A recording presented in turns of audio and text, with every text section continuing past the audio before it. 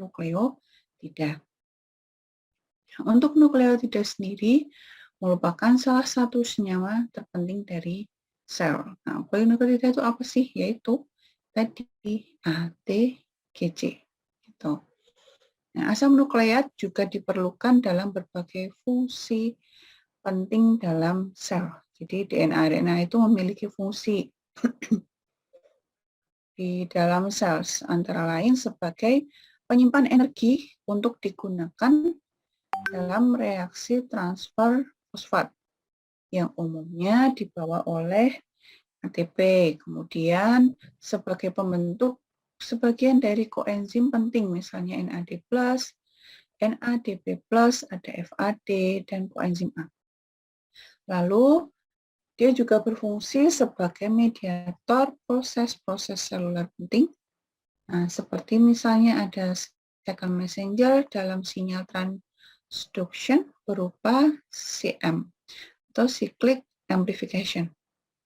Nah, cyclic amplification atau cyclic AMP ini adalah turunan dari ATP. Ini cuma awalan aja ya, jadi biar ngerti apa sih itu nukleotida, seperti itu. Nah, kemudian ada nukleotida, ada nukleosida. Nah, nukleosida ini adalah basa purin dan pirimidin di dalam sel, dapat berikatan dengan karbohidrat. Nah, struktur inilah yang disebut dengan nukleosida. Contohnya adenosin, ini contohnya. Jadi basa purin pirimidin itu turunannya itu ada ATGC tersebut. Nah, itu kan tadi nukleotida. Nukleotida apa sih? Nah, ini nukleotida lagi nih. Nah, nukleotida itu di dalam sel ditemukan terutama dalam bentuk yang sudah terfosforilasi. Jadi ada fosfornya atau ada fosfatnya. Struktur ini disebut nukleotida. Jadi penyusun rantai DNA maupun RNA. Jadi yang gandeng-gandeng itu yang menghubungkan basa-basa nitrogen itu namanya nukleotida. Jadi sudah terfosforilasi, maksudnya itu sudah ada ikatan atau gugus fosfat seperti itu. Nah, sisi fosforilasi dari nukleotida itu paling umum ditemukan dalam sel adalah pada gugus hidroksil yang terikat pada karbon nomor 5 aksen dari ribosa. Nah, atom karbon itu ada tuh, ada 5 aksen, ada 3 aksen, itu adalah atom karbon. Atom karbon pada ribosa diberi tanda aksen untuk membedakan dengan pemberian nomor pada backbone basa. Nah, untuk komponen penyusun nukleotida itu terdiri dari gugus basa nitrogen, ada gula, dan ada fosfat. Jadi DNA itu disatukan atau dia itu bisa menyatu karena ada tadi asam basa nitrogen, ada gugus gula, ada gugus fosfat. Nah, saling menyatunya dia akan menjadi DNA yang panjang itu atau polinukleotida. Nah, kita bahas pertama ada basa atau basa nitrogen. Basa nitrogen itu apa? Nah, basa nitrogen itu adalah nukleotida yang ditemukan di dalam sel merupakan turunan senyawa purin dan pirimidin. Nukleotida si basa nitrogen ini. Senyawa inilah yang merupakan struktur yang memberikan kebasaan ketika berikatan dengan komponen lain pada DNA maupun RNA. Ingat, 5 basa nitrogen utama dalam sel yang merupakan turunan purin itu ada adenin dan guanin, Ag, dan turunan pirimidin itu ada timin, sitosin, dan urasil atau TCO. Jadi ada 5 basa nitrogen. Tapi dalam DNA dan RNA yang membedakan adalah C dan U-nya yang beda. Nanti kita bahas. Setelah tahu apa itu tadi basa nitrogen, nukleotida, nukleosida, kita ke Kode genetik. Nah, kode genetik itu apa? Kode atau kodon adalah cara pengkodean urutan nukleotida pada DNA atau RNA untuk menentukan urutan asam amino pada saat sintesis protein. Nah, DNA itu mengkode protein. Jadi ingat ada dogma sentral. Jadi ada replikasi, ada transkripsi, ada translasi. Jadi pertama DNA itu direplikasi, kemudian setelah direplikasi dia akan mentranskripsi jadi RNA. Setelah itu RNA akan ada proses translasi menjadi protein. Maka dari itu DNA bisa untuk mengkode protein. Nah, DNA mengkode protein itu akan menentukan enzim apa yang diproduksi dan akhirnya akan menentukan reaksi kimia yang jadi di dalam sel. Jadi nanti kalau sudah selesai proses dogma sentral itu, dia akan membentuk suatu protein. Nah, protein itu terdiri dari asam-asam amino. Ada 20 macam asam amino. Setiap asam amino, jadi setiap asam amino itu memiliki fungsi masing-masing. Nah, maka dari itu DNA yang mengkode protein itu menentukan enzim apa yang diproduksi. Nah, akhirnya menentukan reaksi kimia yang terjadi dalam sel maksudnya setelah dia terbentuk asam amino, ada enzim dan lain-lain, nanti dia akan langsung menjalankan fungsinya masing-masing gitu. Nah, informasi genetik ditentukan oleh basa nitrogen pada rantai DNA yang menentukan susunan asam amino. Tadi ada ada informasi genetik ditentukan oleh basa nitrogen. Basa nitrogen tadi ada 5 tadi ya. Nah, jadi itu penentuan itu susunannya ATGC, ATG atau apa. Nah, itu nanti menentukan apa sih nama asam aminonya gitu. Kemudian basa nitrogen kan ada 5. Tapi kita pakainya kan DNA. Kalau DNA kan ada 4 saja, 4 macam basa. A, T, G, C. Uracilnya kita nggak pakai. Gitu. Nah, 4 basa DNA dikode menjadi 20 macam asam amino. Nah, kodon itu kan disusun oleh 3 nukleotida. Kodon atau kode genetik itu disusun oleh 3 nukleotida.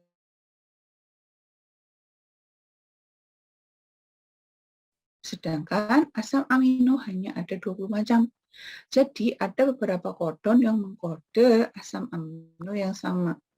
Nanti ada contohnya nanti. Saya tunjukkan nanti.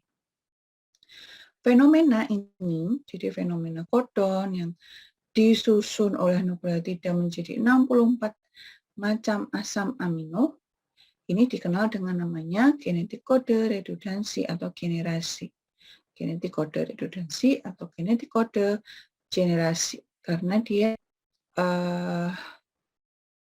basa yang berbeda, tapi mengkode asam amino yang sama.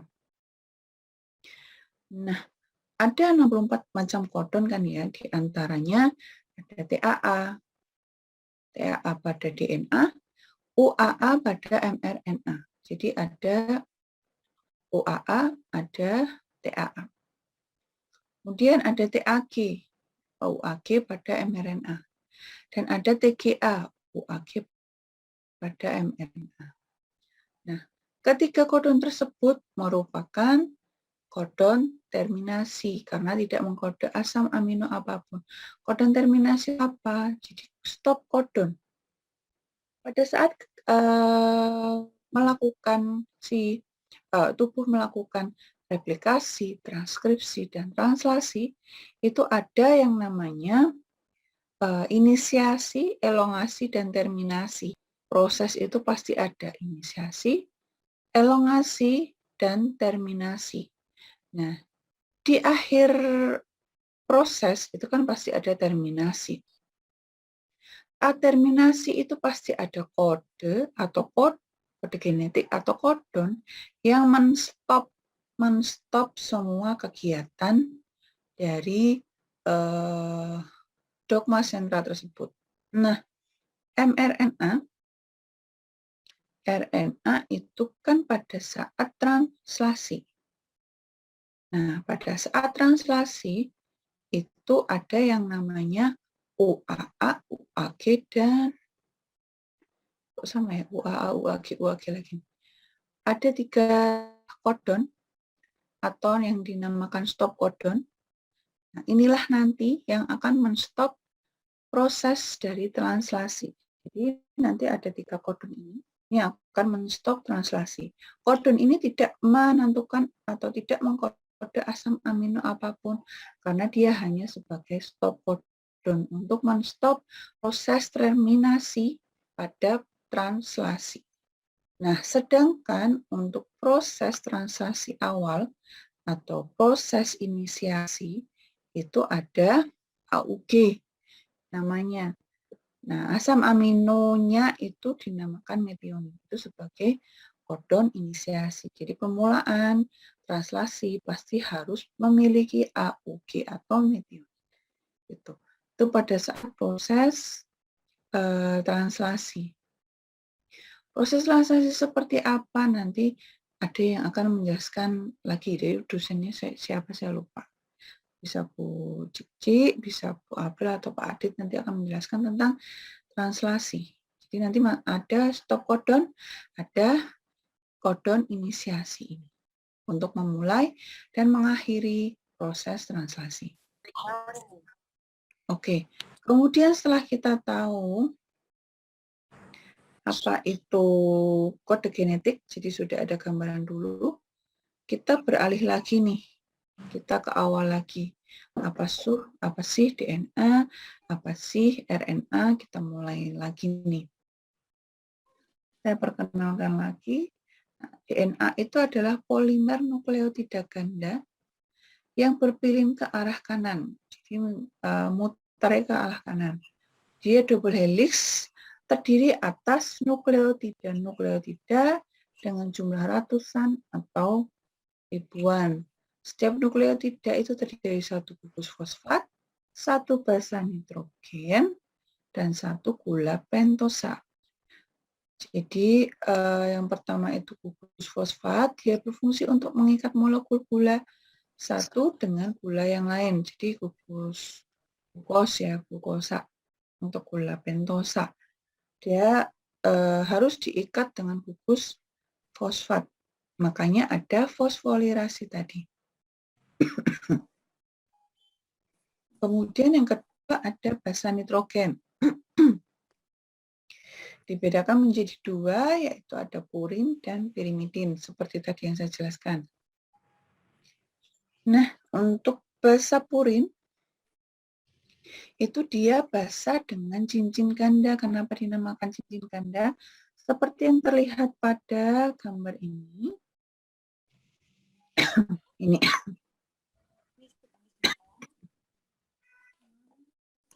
Ini ada guanin, ini ada adenin. Dia kan cincinnya gandeng tuh, ada 2. Jadi namanya dinamakan cincin ganda. Gitu. Kemudian ada basa pirimidin. Dia basa dengan cincin tunggal, terdiri dari sitosin dan timin. Jadi cuma 1 saja. 1 cincin saja. Nah, makanya dinamakan cincin tunggal. Setelah kita tahu ada basa nitrogen, tadi terus kita ke gula pentosa deoksiribosa.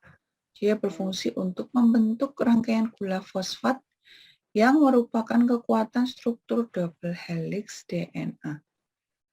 Jadi nanti si gula ini menyusun struktur double helix. Jadi nanti yang menyatukan si fosfat, penyusun utamanya gula pentosa, kemudian dia ada basa nitrogen di masing-masing gula pentosanya. Kemudian tadi saya jelaskan tentang polinukleotida. Dia adalah nukleotida. Nukleotida yang membentuk rantai panjang. Jadi DNA yang panjang itu dinamakan polinukleotida. Antara rantai polinukleotida satu dengan yang lain itu saling berhubungan pada basa nitrogennya. Jadi nanti antara basa nitrogen satu dengan yang lain itu saling bergandengan atau saling berpasangan. Ingat ya, ada pasangan T, ada pasangan G, C. Polaritas atau kutub kedua ujung untai polinukleotida ini saling berlawanan. Jadi ada ujung 5 aksen, ada ujung 3 aksen. Jadi dia saling berlawanan.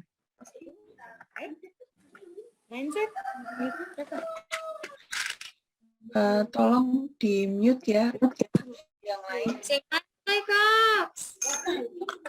Yuk, di sini soal. Habis kakak saya nih mau peristiwa gimana? Host tolong di mute yang lain. Makasih.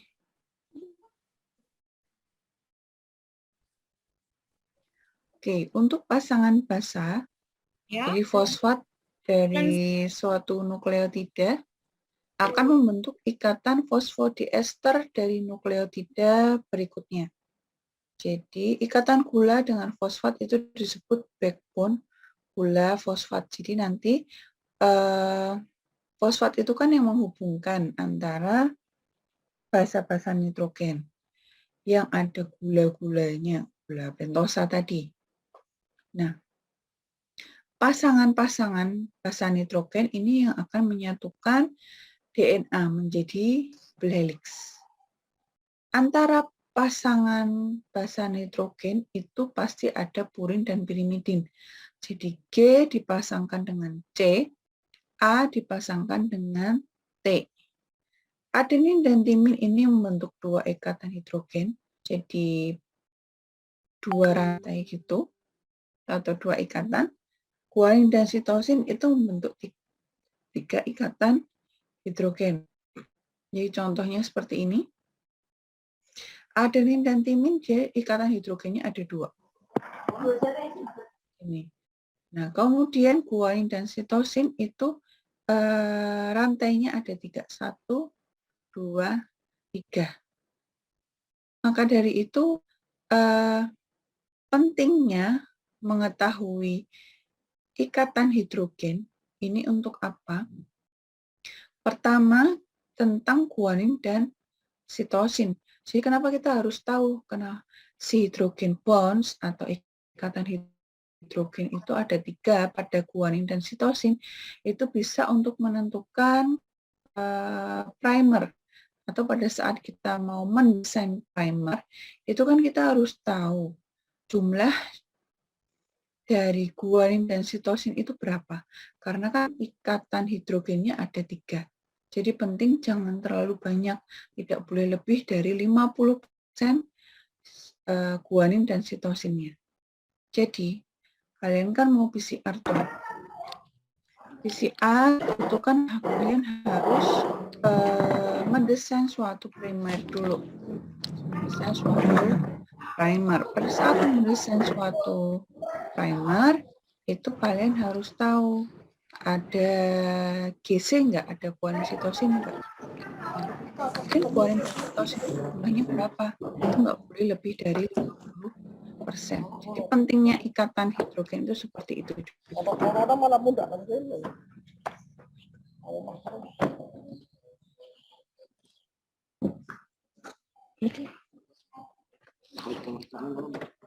Nah, di Bu Pia tolong di mute, Bu Pia. Oke, terima kasih. Kemudian ini tentang pasangan basa. DNA dapat menentukan sifat genetik individu karena setiap makhluk hidup mempunyai urutan pasang basa yang spesifik, beda atau beda dengan yang lain. Tuh. Jadi kan udah tahu tuh fungsi utama DNA itu sebagai apa? Penentuan kode genetik. Karena setiap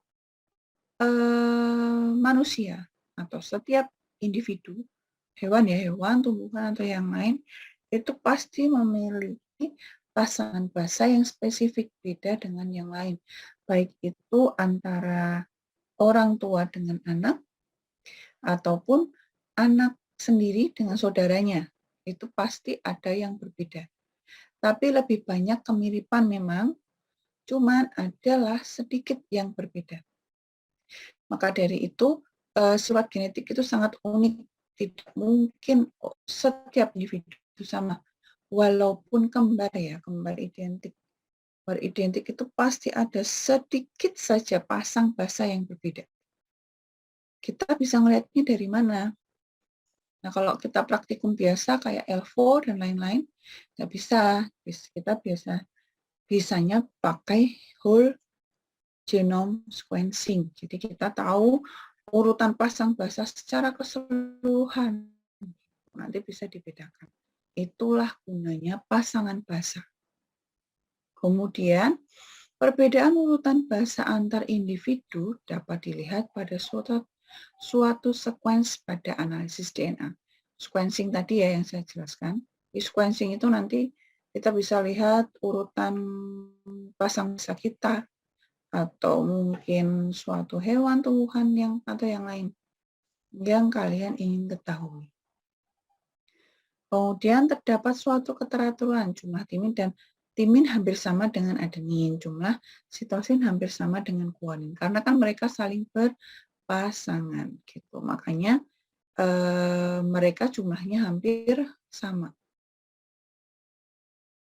Ini saya lompat lagi nih tentang fungsi DNA. Jadi DNA itu bisa sebagai pembawa informasi genetik, bisa berperan dalam replikasi dan pewarisan sifat. Jadi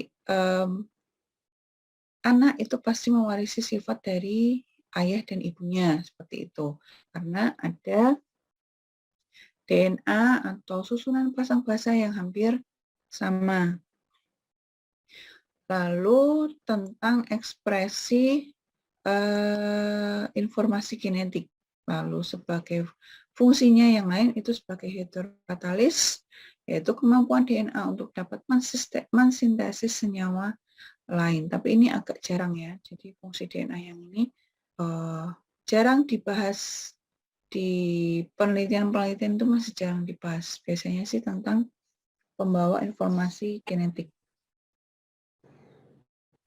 Setelah kita tahu tentang DNA, kita mempelajari tentang RNA. Nah, dia adalah makromolekul polinukleotida yang berbentuk untaian tunggal. Jadi kalau DNA itu double helix, kalau RNA itu single helix. Jadi dia memiliki untai polimer yang lebih pendek daripada DNA karena dibentuk melalui transkripsi fragmen DNA. Jadi pada saat transkripsi DNA itu akan membentuk suatu RNA. RNA ada 3, mRNA, tRNA, dan rRNA. Keberadaan RNA di dalam sel itu tidak tetap karena dia mudah terurai dan harus diproduksi kembali. Jadi RNA itu ada kalau dia dibutuhkan aja. Atau pada saat proses transkripsi itu pastikan dia membentuk RNA. Atau pada saat translasi. Jadi translasi kan nanti mRNA dia akan membentuk suatu protein. Seperti itu. Yang lain gimana? tRNA, RNA itu gunanya untuk apa? Dia sebenarnya ada gunanya. Namun penelitian-penelitian itu masih sedikit mengetahui apa sih kegunaan tRNA, rRNA seperti itu. tRNA, rRNA itu sebenarnya nanti dia bisa kayak mematangkan diri sendiri. Jadi ada suatu proses, jadi si mRNA atau tRNA dan rRNA itu akan membentuk suatu namanya. Nukleotida lagi yang dinamakan sebagai mikroRNA. Dia adalah RNA tapi pendek, tapi dia memiliki fungsi. Fungsinya itu apa aja itu? Nah, itulah yang sampai saat ini masih diteliti. Sudah ada beberapa mikroRNA yang memiliki fungsi, jadi sudah diketahui fungsinya, sudah diteliti, sudah diketahui, tapi ada yang masih belum tahu fungsinya. Gitu. Makanya RNA ini itu sebenarnya dia berguna, tapi karena masih sangat sedikit penelitian, kita masih belum bisa menentukan fungsinya yang sebenarnya seperti apa sih gitu. Nah, RNA sama DNA itu sebenarnya kalau kita isolasi, jadi kan kita bisa tuh isolasi DNA atau RNA dari suatu sampel.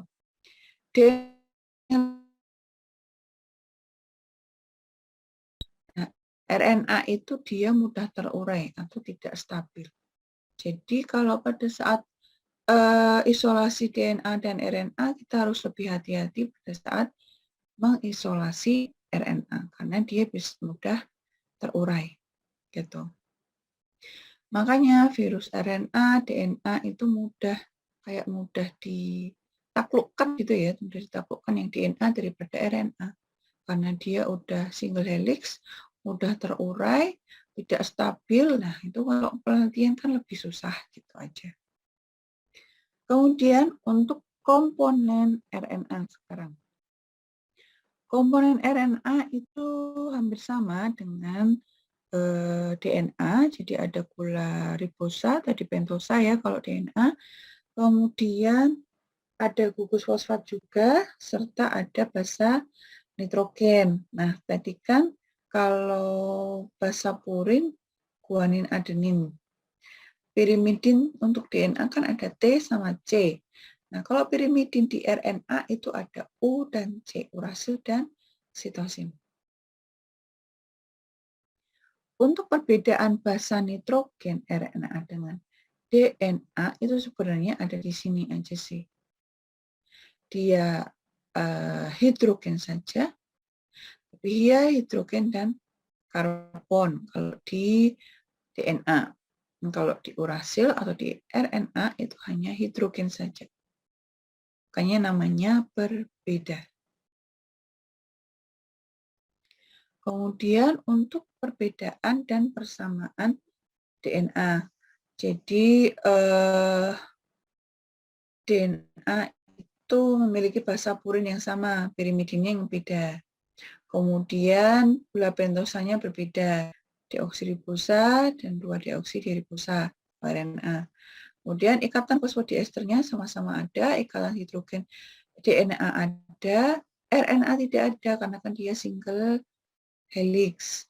Kemudian ada ikatan gula, itu ada, strukturnya double strand dan single strand.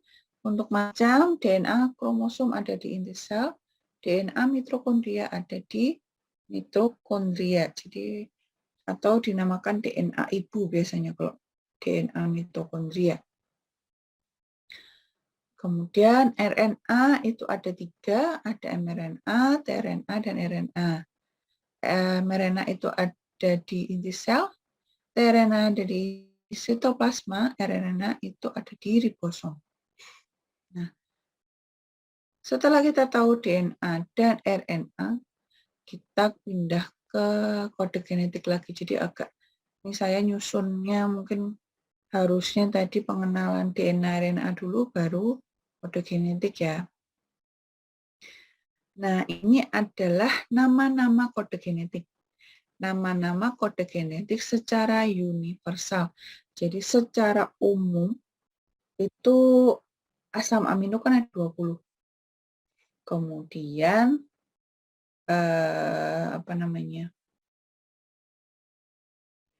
penyusun dari basa nitrogen itu kan ada 64. Jadi 64 penyusun basa nitrogen itu ada yang sama nama asam aminonya seperti ini.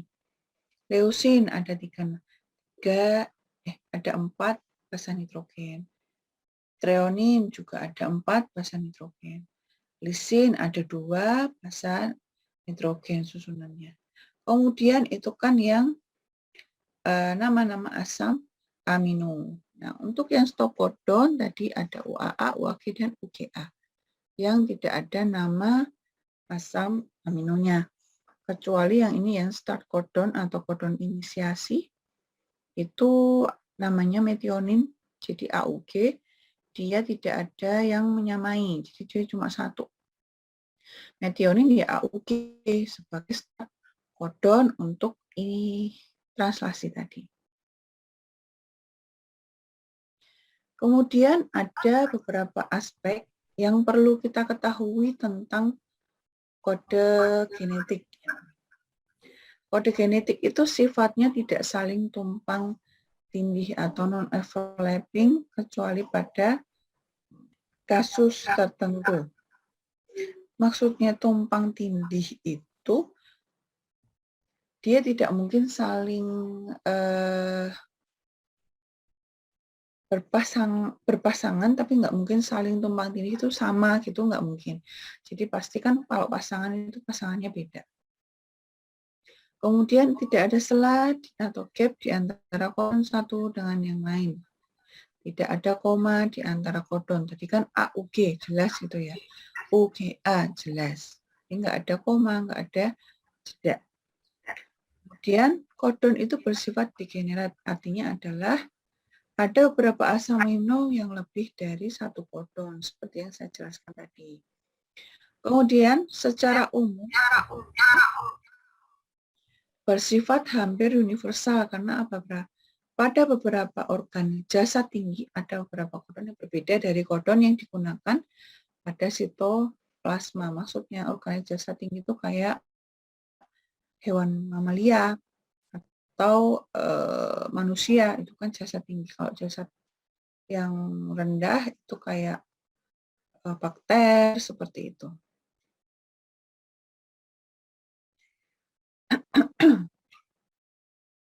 Nah, tadi kan sudah saya jelaskan tentang kode genetik yang universal atau yang umum kita ketahui gitu. Tapi sebenarnya ada beberapa penyimpangan kode genetik. Maksudnya penyimpangan kode genetik itu, contoh AUG, UGA, itu kan sebagai stop codon. Nah, padahal di beberapa individu itu ada kodon tersebut, maksudnya susunan dari basa tersebut itu tidak dinamakan sebagai stop codon, tapi dinamakan sebagai asam amino lain.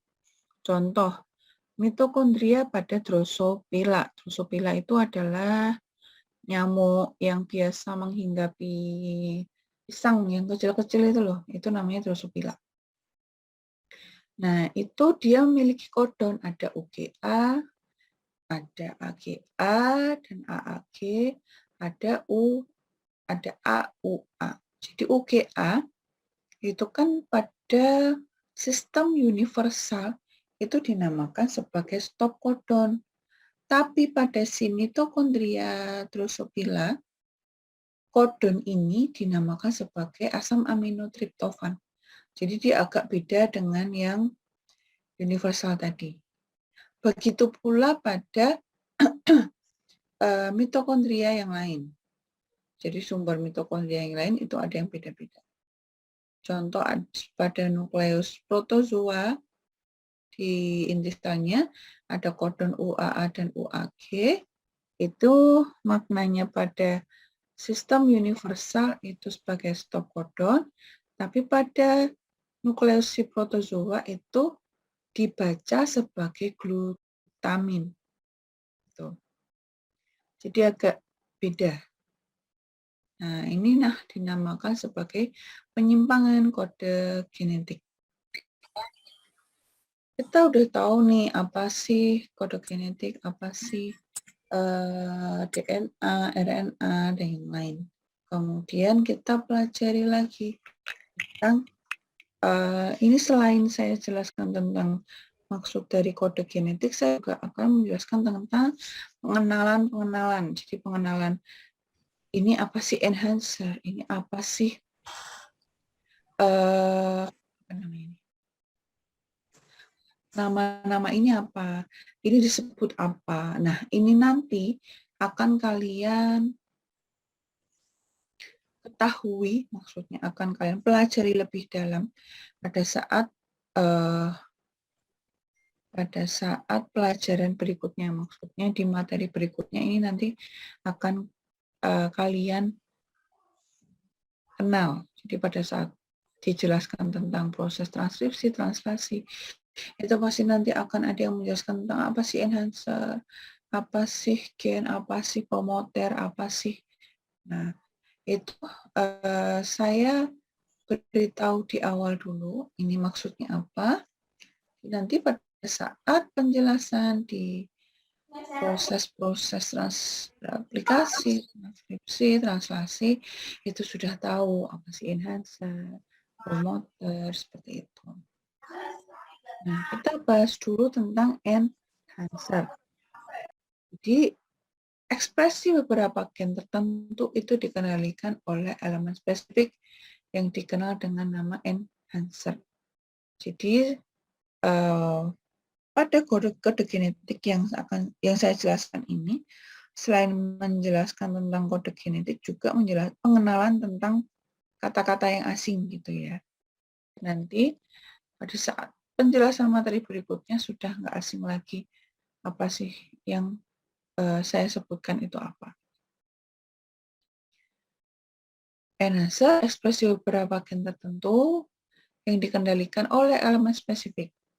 Dia berperan dalam peningkatan arah transkripsi dengan cara meningkatkan jumlah RNA polimerase yang melakukan proses transkripsi. Jadi pada saat proses transkripsi itu jumlah RNA polimerase itu akan ditingkatkan. Nah, perannya si enhancer ini untuk meningkatkan jumlah RNA polimerase atau enzim untuk mendegradasi RNA.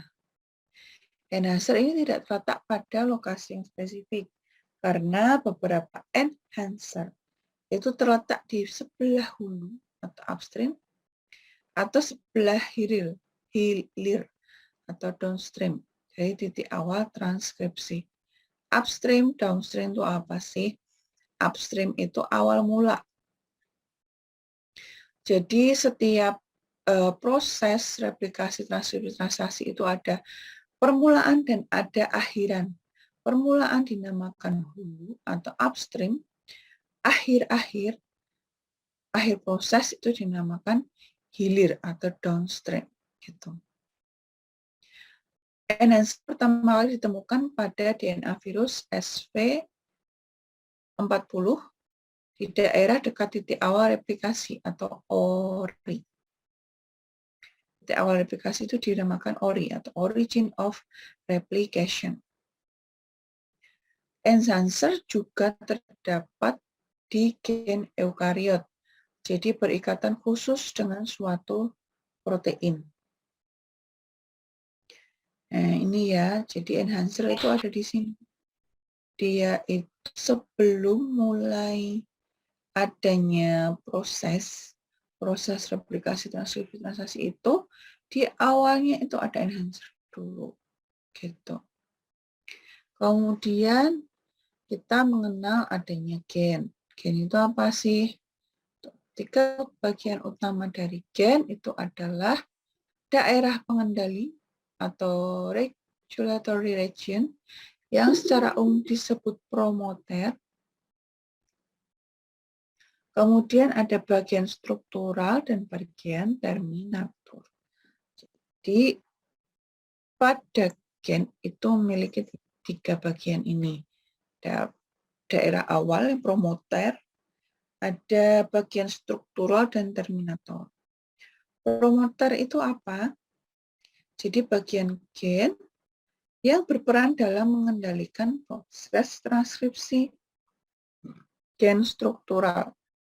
dan terletak di ujung 5.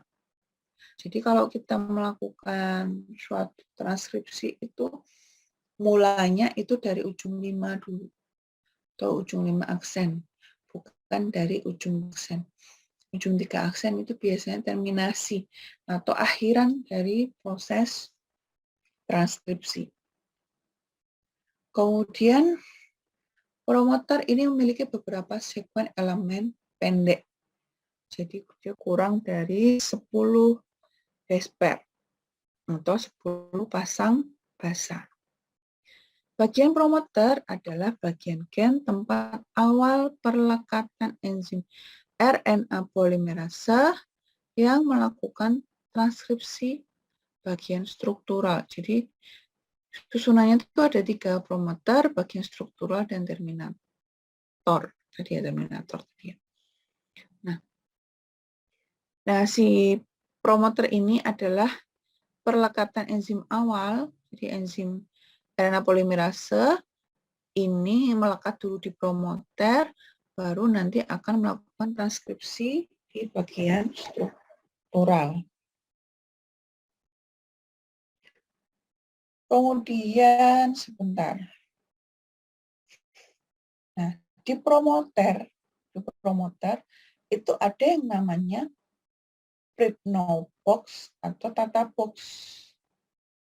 Apa sih Pribnow box atau Tata box itu? Dia itu ada di bagian si promoter tadi. Dia merupakan salah satu bagian penting promoter pada urutan nukleotida posisi 10 atau posisi 35. Pasti bingung tuh apa tuh? Kenapa, apa sih Tata box itu apa, fungsinya apa gitu. Nah, kenapa dia harus ada di promoter? Karena dia kalau nggak ada Tata box atau Pribnow box ini, proses transkripsi nggak akan bisa mulai. Gitulah. Intinya itu, si Pribnow box, Tata box itu sebagai awalan proses transkripsi. Nah, itu ada di dalam suatu gen. Angka minus, jadi angka minus 10, minus 35, itu adalah menyatakan letak suatu nukleotida di sebelah hulu, upstream ya, bagian awal, dari titik awal transkripsi pada posisi +1 dan tidak ditranskripsi. Intinya, Tata box atau Pribnow box itu sebagai awalan, tapi dia tidak ditranskripsi.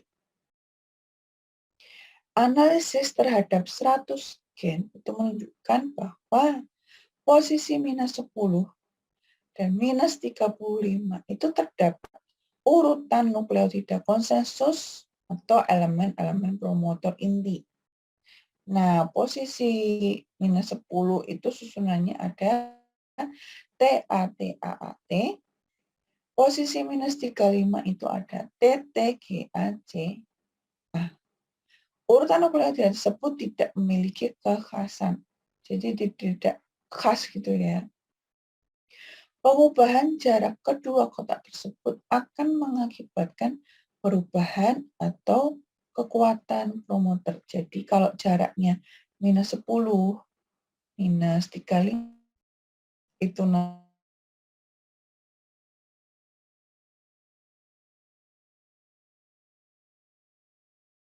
promoter atau aktivitas itu berubah, bisa jadi nanti pada saat proses transkripsi itu juga akan berubah juga.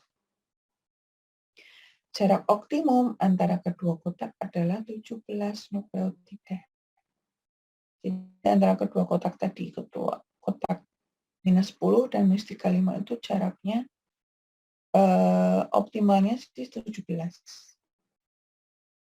Karena urutan konsensus pada kotak Pribnow itu adalah TATAAT, maka sering disebut sebagai Tata box. Kenapa box, ada boxnya karena bentuknya kotak seperti ini.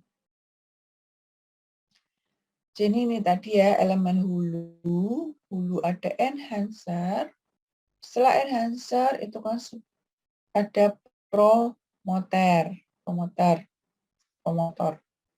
Itu ada kotak minus 35, kotak minus 10. Keduanya dinamakan sebagai prepno box atau tata box sebelum mulai transkripsi. Gitu. Nah, untuk struktur promoter prokariot seperti ini. Jadi ada kotaknya itu pada minus 35 dan kotak minus 10 itu sama. Ini contoh pada promoter prokariot.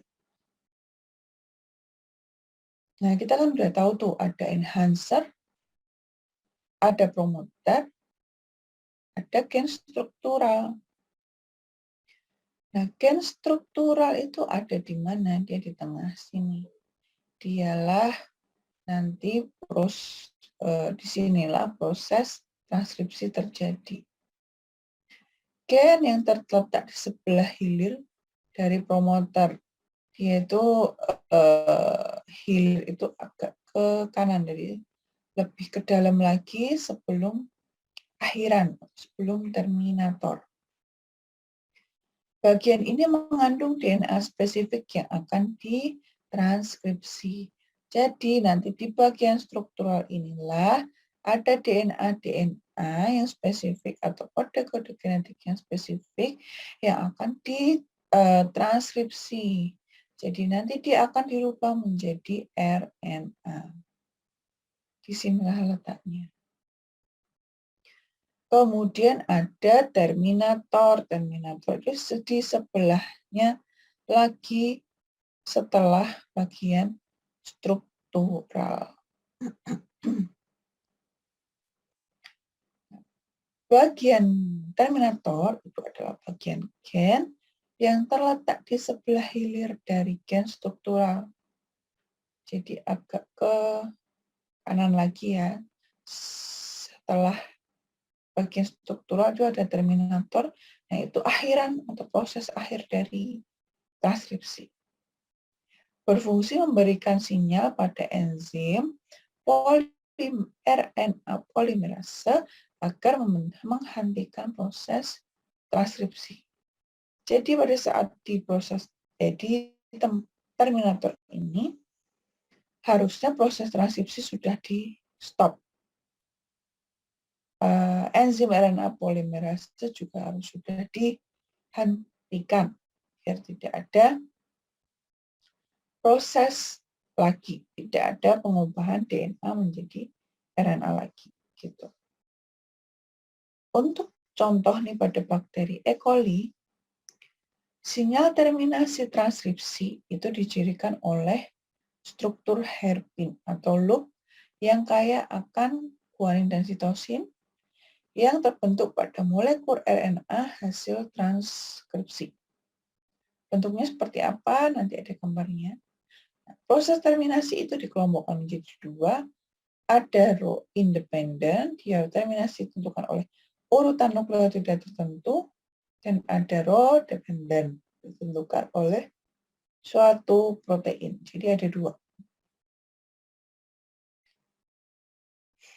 Nah, tadi kan ada tuh pada bakteri E. coli itu terminasi transkripsi ditentukan oleh struktur hairpin atau loop yang kaya akan GC. Nah, ini contohnya. Kaya akan GC.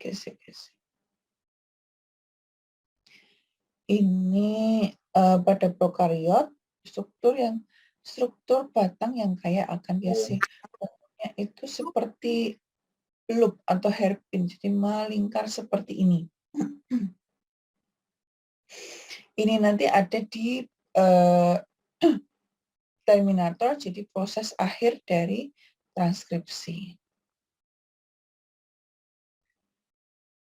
Struktur batang yang kaya eigenGC atau sequence terminator yang tidak tergantung pada row. Jadi dia tidak tergantung ada row dependent independent tadi. Tapi kalau struktur batang yang kaya akan aku, dia itu tergantung pada row tadi. Tadi yang dikelompokkan ada row independen dan row dependen tadi. Kemudian, setelah kita tahu ada enhancer,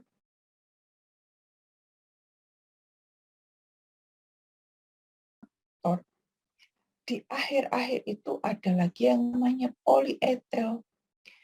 Dia ada di ujung 3, berarti kan di akhir atau di benar-benar mengakhiri proses transkripsi itu harus ada polyetel. mRNA adalah pembelahan utama. Pembelahan pertama sekitar 20-23 downstream dari sekuens pengenal. AAUAAA. Polyetel ini muncul untuk melindungi ujung 3 mRNA dari serangan eksonuklease. Biar nggak kembali ya, gitu. Kemudian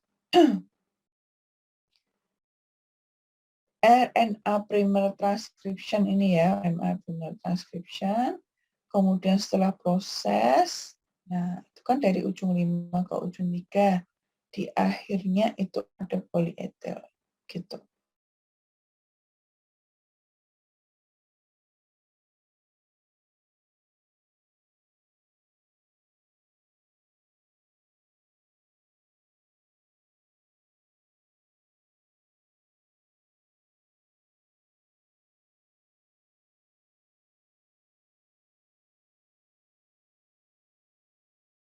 Tersusun atas short RNA hairpin yang diikuti oleh sekuens poliurasil. Jadi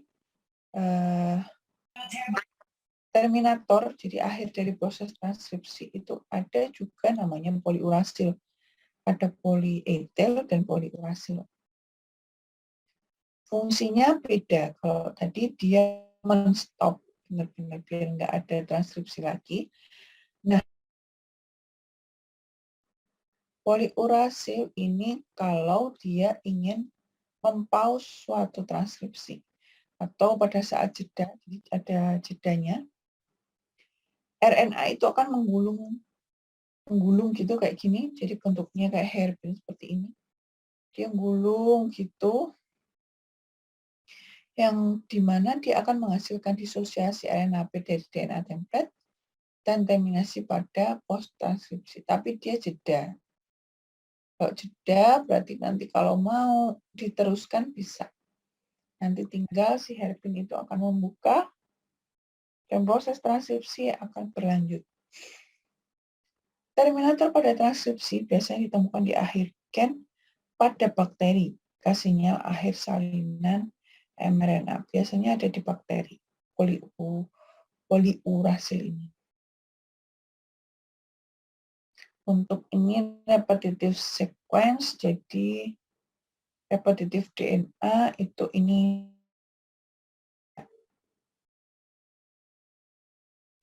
gimana caranya kita mendeteksi suatu susunan DNA. Jadi ada highly repetitive, itu menggunakan satelit DNA. Satelit itu ukurannya DNA bisa jutaan pasang basa. Kemudian ada mid repetitive, ada tandem repeats. Nah, itu bisa multiple copy gains, ada mini satellites dan microsatellites.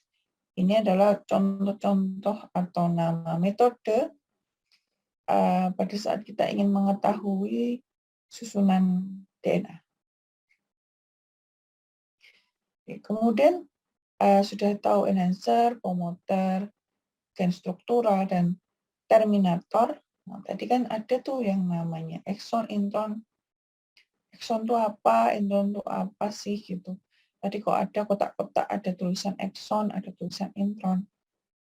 Nah, exon itu gen pada eukariot tinggi itu tersusun atas exon dan intron. Jadi eukariot tingkat tinggi itu ya kayak semua eukariot yang bisa kita lihat gitu loh ya kalau tingkat tinggi itu. kalau tingkat rendah yang biasanya kita sulit melihat. Jadi kalau sulit melihat itu kayak harus pakai mikroskop dan lain-lain. Gitu aja kalau lebih gampangnya. Ekson itu adalah bagian yang mengkode asam-asam amino. Sedangkan intron adalah bagian yang tidak akan diterjemahkan menjadi urutan asam amino. Jadi ada yang bisa dikode, ada yang tidak dikode. Ekson yang akan dikode menjadi asam amino, intron yang tidak akan dikode menjadi asam amino. Kita ke intron dulu.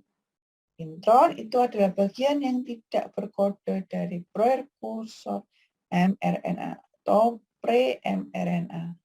Jadi yang dibuang sebelum mRNA siap ditranslasi.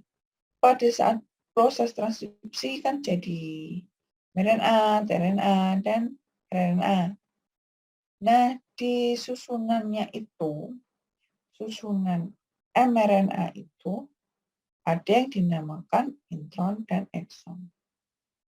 Nah, kalau si intron ini biasanya dibuang, kalau si ekson biasanya dipakai.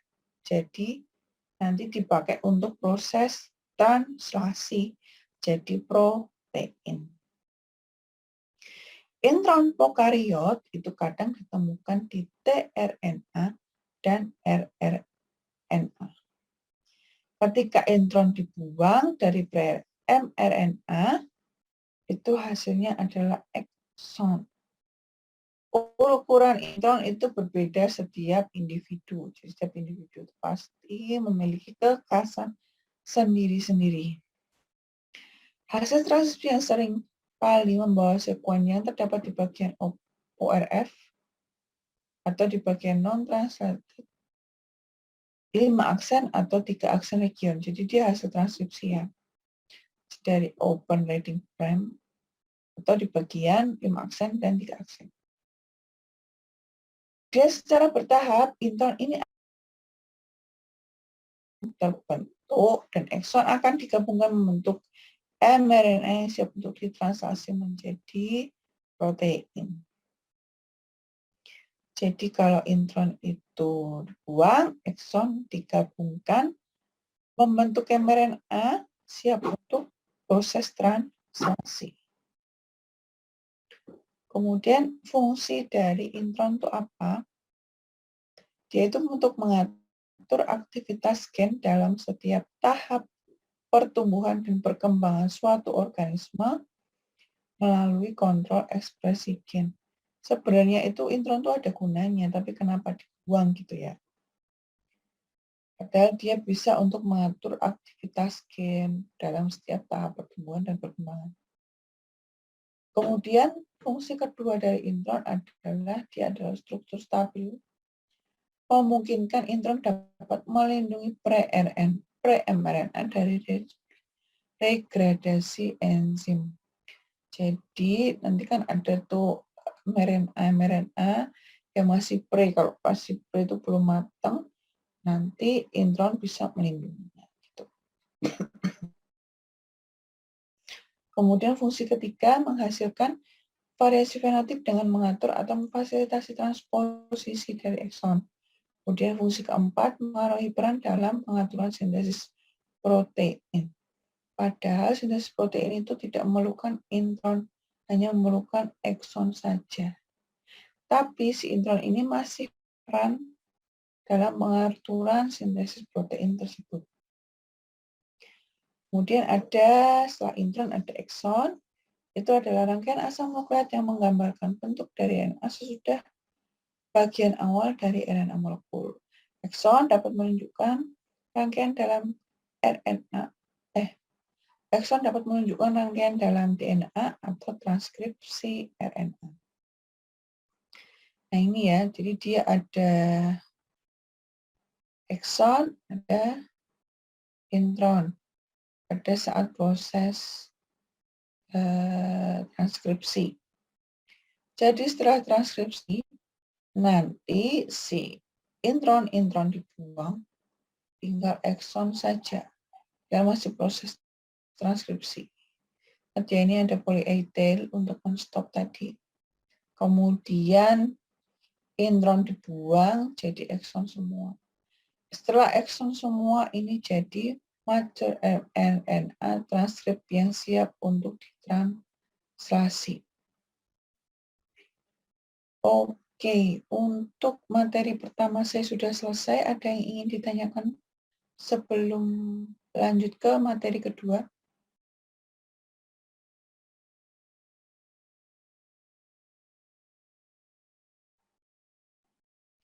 Tidak ada? Kalau tidak ada, saya harap... Tidak ada, Bu. Oke, kalau tidak ada, saya harap semuanya sudah paham ya.